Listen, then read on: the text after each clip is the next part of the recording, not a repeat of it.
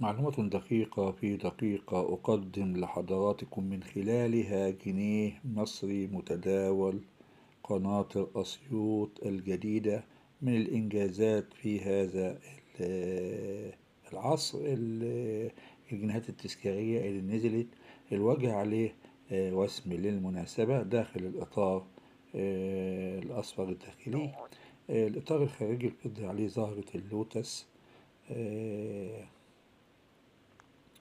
والظهر عليه جمهورية مصر العربية والفئة والتاريخ. دي المعلومة اللي أنا حبيت أضيفها لحضراتكم النهاردة. بالمناسبة تم السك بمصلحة سك العملة المصرية ودار السك الملكية بلندن بختمان للسك يتضح بالفحص الدقيق لكل منهما على حدة.